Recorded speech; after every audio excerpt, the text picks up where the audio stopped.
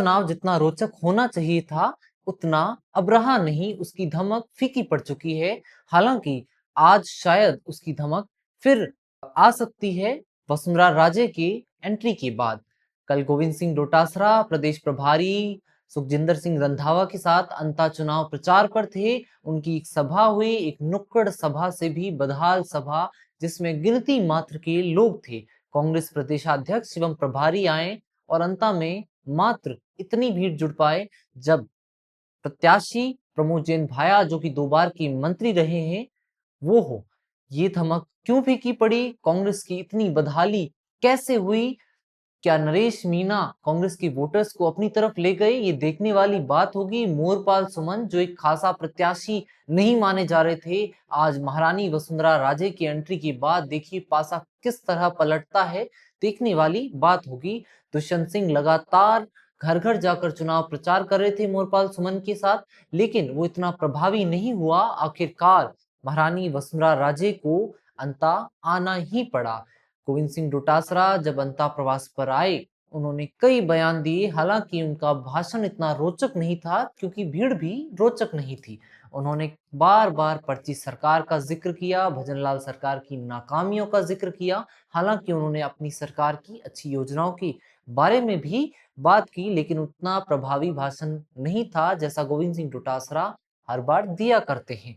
उन्होंने गमछे की भी बात की, प्रधानमंत्री नरेंद्र मोदी के साथ जोड़ के कहा, प्रधानमंत्री की गमछे में वो दमखम नहीं जो मेरे गमछे में है। नरेश मीणा के सवाल पर गोविंद सिंह डोटासरा ने कहा, वो हर जगह चुनाव लड़ता है, हारता है, उसे वही सर्वश्रेष्ठ लगता है। क्यों ना किसी अन्य युवा अपने भाई को वो आगे करे और कहे यहाँ पर ये बेहतर है, तब तो मानते कि वो युवाओं की लड़ाई लड़ रहे हैं। लेकिन वो मात्र स्वार्थ की लड़ाई लड़ रहे हैं, खुद को विधायक बनाने की लड़ाई लड़ रहे हैं।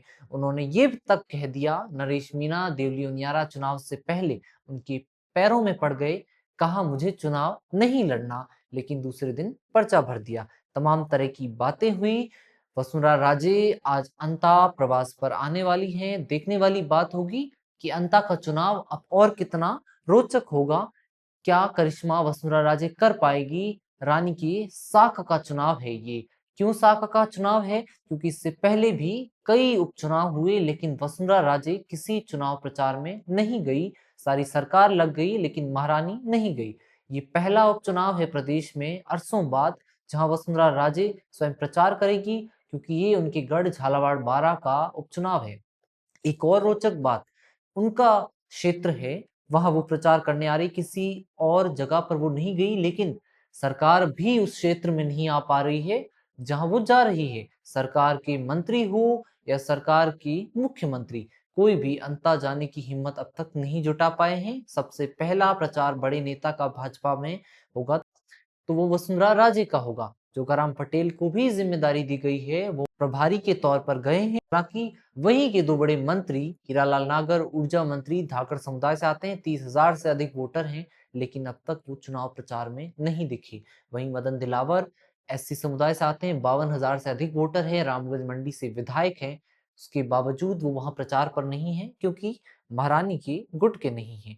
कल भजनलाल शर्मा और मदन राठौड़ ने वीडियो कॉन्फ्रेंसिंग के माध्यम से कार्यकर्ताओं की बैठक ली। कहा उनमें जोश भरा गया, चुनाव के कई संदेश दिए गए। हालांकि असली संदेश तो आज महारानी ही देंगी। वसुंधरा राजे की रगों में बसा है हाड़ौती का चुनावी खेल। वो जिस तरफ चाहे पासा उस तरफ पलट दें। प्रमोद जैन भाया कमजोर पड़ते दिखाई दे रहे हैं। नरेश मीणा का चुनाव प्रचार जारी है। अब वो वसुंधरा राजे के प्रति उतने तीखे तेवर नहीं अपना रहे हैं जितना उन्होंने पिपलोदा हादसे के समय दिखाया था।